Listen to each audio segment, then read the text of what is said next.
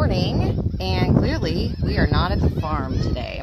So you're going to have to bear with us a little bit. I don't have my microphone, and I'm going to be doing this, and I'm going to flip it around here in just a minute because I'm going to take you over there to where Joe is at. But I wanted to talk to you a little bit this morning about some of the things we've actually been talking about the last couple of weeks because of the drought. And we did get some rain this past week, which was really nice. We didn't get a full inch, I don't think, but we did get some rain, so it was really nice. So we are up at Lake Corpus Christi, and the last 2 years, and last year we were up here and we went over and did a talk. We did our podcast episode, the live Sunday morning episode. We did it over at the they have this pavilion that the Army Corps of Engineers created when they built the lake out here. And so we went over there and checked that out, and then we looked at some of the native plants. We thought we'd do something a little bit different this morning, but we are back here again at Lake Corpus Christi. And so now that we've seen these waters over the years, Lake Corpus Christi is a retention pond. It's exactly the same thing we've talked about in the backyard on the farm. It's just a big, massive one with a dam that was built by the state of Texas. So this property is owned by the state of Texas. Technically, that's us. I have a whole nother thought about that. We'll talk about that one later. But what's happening up here is this is where we are holding water. So that we have one of the places that Corpus Christi holds water so that we have water to drink. So Lake Corpus Christi is where we're at today. And it's really low. There's definitely a difference from last season to this season. I mean, like, for one thing, this drop off right here wasn't even hardly a drop off last year. I mean, it was a drop off. You can see the pier there, but there's a beach right down there and it's pretty bare. So I am going to turn this around so that you guys can see. It's not the worst I've ever seen it over the years. Now, of course, we went in the boat this morning, and we're going to talk about that a little bit more when we go over and talk to Joe. We went out this morning and did the jug run. And so we saw the water, but we're in the deepest part of the water and close to the mouth of the dam that you're not supposed to really get up into. You know, you don't go get up in there. So we were like right outside of that area there. But some of the areas that we would have driven in the boat last year, we can't even get to this year, and definitely it looks different out there. There's trees that you can see sticking up out of the water. The beaches are bare in a lot of different places. The fish are catching completely different stuff like that as well. So I'm going to flip this around now, and I'm going to go back to what's happening here. I've got my little dog over here with me too. So, all right, here we go. You coming?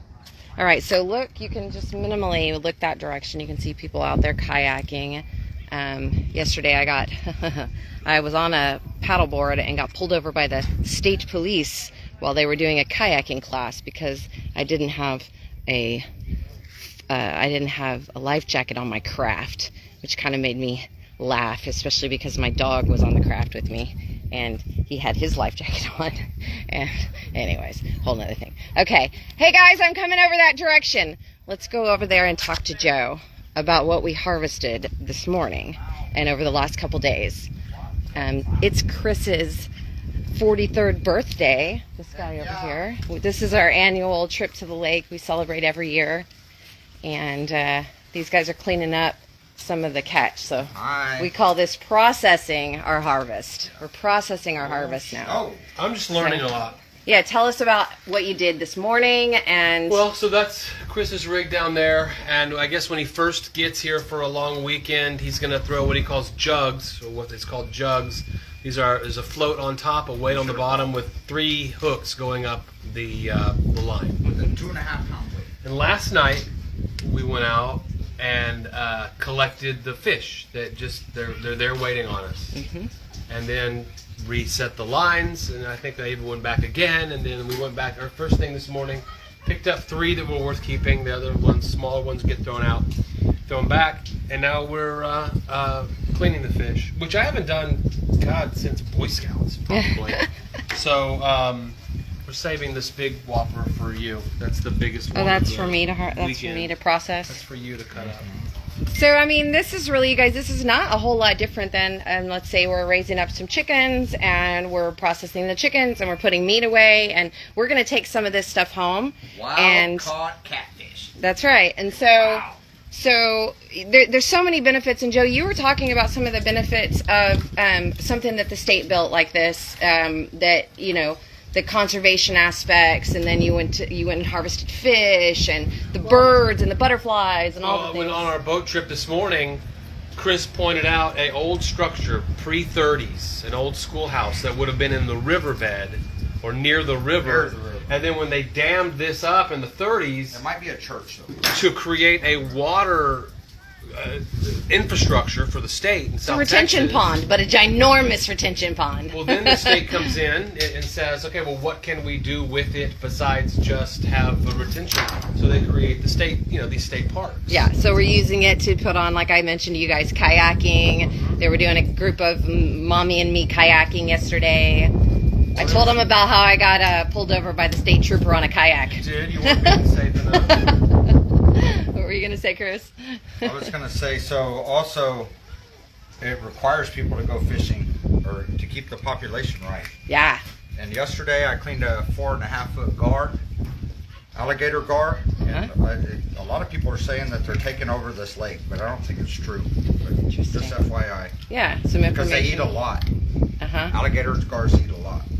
So and so is that what we cooked up last night? Yeah, we cooked barracuda, snapper, hammerhead, and gar, and we also cooked amberjack. Did you catch all of that here at the lake? No, that's all saltwater fish. I was wondering about that. I was like, hold on, wait a minute. Offshore fish. There we go. There's hammerheads out in that lake. I don't think we even cooked a freshwater fish last night.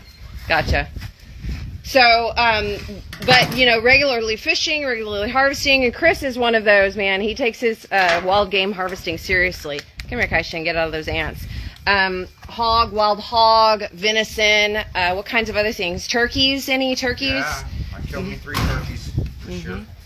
And they take that real seriously, and good equipment to take care of that stuff, clean it up, and certainly to show some friends how to do it too, because we're clearly into harvesting and processing and cleaning things and using the fish and being a part of the connected ecosystem that wild game is a part of, and so it's good to have that. You talk about it every week. We talk about it every week on the podcast, the idea of creating a network of people that you support one another. And Chris has put many a piece of sausage, boar, God, all in our freezer. Hey, we're having Chris sausage tonight. Yeah, Something exactly. That we'll say in our house. Yeah, just the other night, as a matter of fact. Yep. That's exactly what we ate. So, cool. Yeah, so this is what's going on up here. It was a nice boat ride this morning. A nice day just hanging out on the water yesterday, paddleboarding, all of that kind of stuff. And, you know, using this thing that's ours, you know. It's an opportunity to. We saw deer last night. We've seen, of course, lots of squirrels. There was a lonely duck over here earlier that kept squawking at us. All kinds of interesting birds and butterflies and all kinds of things like that. So it's a watering hole, and not only do the humans come to the watering hole, and not only do the humans need the watering hole and the water that we have available to us, so working to conserve it, keep it clean, doing all of those types of things, but so do the animals. And these are all the things that we talk about on a absolutely regular basis at Freedom Harvest Farms, because this is how we access our freedoms, and creating situations where we can learn together and learn from one another and getting good groups of friends together year after year after year, and just having nice places to go. A place that's within an hour driving distance from Corpus Christi, where you could totally come up and spend the day just splashing around in the water. I'm not sure, I can't remember what the state park pass is, but it's not much. So it's a support of, you know, the stuff that's going on out here, and our conservation efforts in the state of Texas, and also making sure that we have water. And I think that whether we want to face it or not, or whether you want to ignore it or not, I think that we're in a situation where we seriously need to conserve energy and to conserve water. And I'm not saying this, and this is things I've been talking about over the last few weeks. I'm not saying it in the, use more plastic bottles, so recycle more plastic bottles mindset. I'm saying it in like, we got to get serious about what we do with our land and how we act on our land. Because the state of Texas technically owns this land, but we technically own this land because we are the constituents of the state of Texas and we are the taxpayers of the state of Texas. So this is our water, and we need to speak up for things that matter to us as it relates to those types of things, and speak honestly about things that occur as it relates to those type of things as well. And so I want to know a little bit more about the laws about life jackets on small crafts, and what's happening with the idea that somehow we're saving people's lives with that. I'm curious to know. We had a whole conversation last night about the state of Texas putting a liability waiver in place with a law like that, which basically means that because if I fall off of my craft, I don't have my life jacket. My life jacket doesn't have to even be on me, and I'm going to hold on to the craft. So lowest common denominators policies are never some of my favorites. I like for us to all get together and learn about things together and have some hands in the dirt learning, which leads to other things that some people may find arguable about my personal opinions about that, but we don't have to go into that today. All right, I love you guys. I hope you have the best Sunday ever. Know that no matter what, life as a whole and the interconnectedness of it is the most important thing to me, is an extremely important value to me, and how we together with our own true sovereign freedoms and opportunities access that type of stuff, like harvesting fish off of our lake. I love you guys. I'll see you all very soon. Give me a second to turn this off so I can figure out how this all works. It's a little different than I'm used to. All right.